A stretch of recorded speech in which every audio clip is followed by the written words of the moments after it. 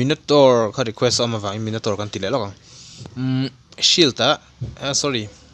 hei kan pe full ang magic defense ti chuan CDR kan pe full bok nga hei ka lamai zela ke chu tha ka te hei te po thei tho eng po a thave kani ma se hei ke chon ka du deu bera san chu extra damage nei ve wang hen mo eng po ni se hemi te pani kan lang hei kan lang san chu magic defense ka up san chu ama sabera physical defense atana boot ka pek dona wangani spell hianin flicker hi tha mar chu purify hi that na chena neya omzia chu enemy a aurora te omta se minon kan team kan kal khom them lai team fight lai te minon freeze ta vek se mani bi kha in purify tai la ti chon alti mak tai la i khami alti chung khanin an stun kha chu lower off ve sai ta khang atan khana tangkai em ani tin antinan mai maya tigril te nei ta se enemy khang khanin kan team min alti thup lai khan ke ma bi khalo in purify la alti zui mak tai la ti chuanin ka polte astan tur kha ka chan him ve the ni khang atan te po tangkai em ma mara chu flicker chu du thu sama chadania in enemy te geng thut na tha em ni poni se kan thiam dan ni mai se la thau me Minotaur chu second skill up ma sakber tur a healing skill himo hei kan max ma saberang adang zong a hian chuan a skills man dana chuanin poi mo bera chuanin a basic a passive kan sei lokang passive a hianin enemy na damage adon le amana damage ava khoi atang hianin engani Minotaur hianin rage bar hi a feel ke tani kha a passive ani tani lakin normal bot ti hian basic attacking khoi taila emo skills mangin tum taila enga poni se kom sang hon beng cheng deu la kan ni nom hle mai a skills enga poni se ku a skills emo a physical attack a basic attack a be khon ama hian rage bar nei tani khu rage bar khu atla niam tial tirani ama ro chu a khoi char khon ti khon asang le tial ta ku kan balance thiam ngai ta ni Minotaur chu a rage angani open low talk si ama ro chu team fight om thut ma se a rage ron chuak thei tur sia ama hi kan balance sham thiam hi ngai ta ni hian a khat to in lo khoila ma se a full low talk vela khate kan da thiam kha poimo ta ni han team fight lo then thuta khanin team fight om thut chon heti hian om se kan du wangani a rei chi chuak ta se kan du wangani ta ni chumi wang chuan a rei chi khu a rei bar khu tlaniam le tial ta tlaniam tiala aron te le ama hi ti chuanin abul tang bok in khol thale ta ni khu enga mo chen chung chu om thei lawa ti khon abul tang bok in khol khu a thei ram chon a chan ve chung lama da ram a tha om je chu gang amo lena kalkol char tha ni amara chu khoi tur men om si lawa atla niam zelai sia chun ultimate hi han metla han hold wang lamo han von wang la tikanin khate khana ron recover ta ni amaro chu hei hi kan ria tur chu team fight atang kai wangin a full man lo tur team fight angai lu don ta tinan me heti ver hian data la atok lo to kani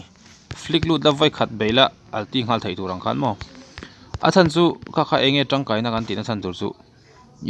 hetia alien sa hian enemy nan mu te chon an tlan chiat chan ngei don chani han chu ultimate hi mangang ti an hlau don an mani khan chumi wang chuanin nangma kha rage sa in lut chu katina ni chu rage sa team fight lu chuanin min tlan chiat chan loya kan alti fu thin lo chuwan chuan rage lo tok velin ti vel hian han data la flick lut ke ola anon be cha man ngal thei turang khan mo chu ultimate ti chodan ha kan shet tong khan a rage bar a full vele hian a skills rong hi ron dang ta chu vele chonin ultimate hi man thei ta ni kan chenu pakhathi rei le do to a shet thiam maina mang ve ngota level 7 a he hero hian ulti nei chiani mo ti mai sia a rage bar khalo ti full thiam lo khalo nia ngaponi se a rage bar hi a full to chon ti hian khu enula ultimate khu man thei chiani rage bar full lo chon ultimate man thei lo i man dan ber tur chon a rage bar ron sang de yang i me ringa chon eng mani don lo heti me ringa chon eng mani lo khu chu bang chuan in I arrange lo lai chuan in metanga in hold wanga amaro chu khalaya te kha I a full don h chuan thla dei mi ro I thla dei chuan tikhan a top ve mai mai in ti chuan khu tiang velei da to chuan team fight a han lu dan lo bei chenen I rage kha chu chuak nga tikhan enemy han engeni amara chu ka soyang khan alian sa arrange sa hen lut lo ram ro chan chu itana boy thak thai an tlan sia chan loi chenga I alti man velawang ti chuanin a second skill sianin I ama le abul hnai mi zong an nun na hi 260 a hi lani hei ngatinge engmalan lova let me check damage text shadow collaborate lang lo ni hu indicator lang lo ni hu te hang kan in tilum chin lo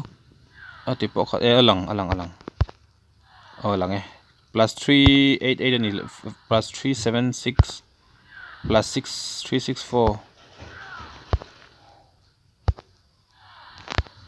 hanga poni se hemi a recover level hi asan bel nan zon amale abulami tai hi lawangin team fight atangkai emema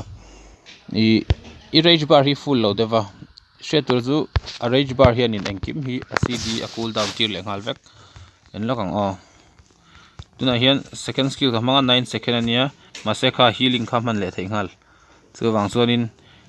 a rage vela hian a first skill le second skill hi cool down aum lo ngal mak ani ti chuan hai hian en polte heal ka ti to kha khali kha extra heal thei nan zon oracle tangkai don ta ni tuna build lutaila magic defense kan pe full to emblem chu wang zon physical defense in kan tanang then defense a hian in heile hei hi man thei ve mase hei kala ma sa sok thina san chu early a chon team fight a tam lutuk lova kan geng kan ni deuh maya chuan defense a hi nuwa anti craze mo enemy zirin blade armor te po tha thawa nei lataila ti chuan oracle immortality a top lam kha chu kan du kan la thei to kha chu kan thu ni to me heng te po amil vekani poni se hai kan le me nge ti chuan oracle khanin apek tur chu extra pedon ani 300 something a record an lo kha 560 ati sang de ani a healing level ka mo mi ava heal level ka kha oracle thoda nei ta regen apui ta ni ka kha minotaur tu ni de umaya first skill te basic attack te minions in va khoya enrage level enrage bar hi achan ve atal asen te aku manabar zone vel om thina khu achan ve atal da sham ro ti chuan nangma kha rage sa in team fight alut su an tlan che sanang che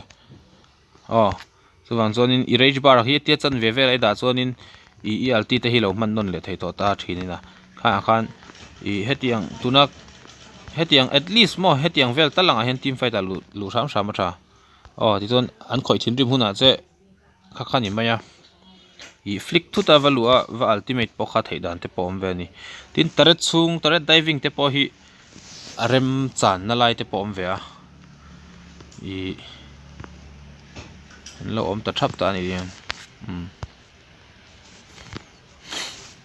lok na wan ti thin rim le lok nge ima achan ve atal daro kan tina chan achu tuna he kan soi fia pa teang achan ve atali da choni ultimate in abang zonga khai ti thei ta ni chon a full lo dawin siam ta so if flick loot putanga tareta dan team fight chu ni deuh mai ithilawang minotaur hi doi lutuk chi pani lo akhal lutuk ama hi mo healing nei ve sia thimo lutuk ani chuwang zo shield nei phei zona thimo takania kalai khanin flicker nei man tangkai turat an ka sai me ni chu na khanin tivel hen data pela ate iom sa chon tareta nom le tian valut popla polten ron suzuyenga in wipe chu ni mai enga poni se taret chunga po taret diving kha minotaur chu angam pol takan ni achan chu engwange kan ti chonin healing an nei mew ani han mani hian ka zong te kha minotaur bi tu ni ro se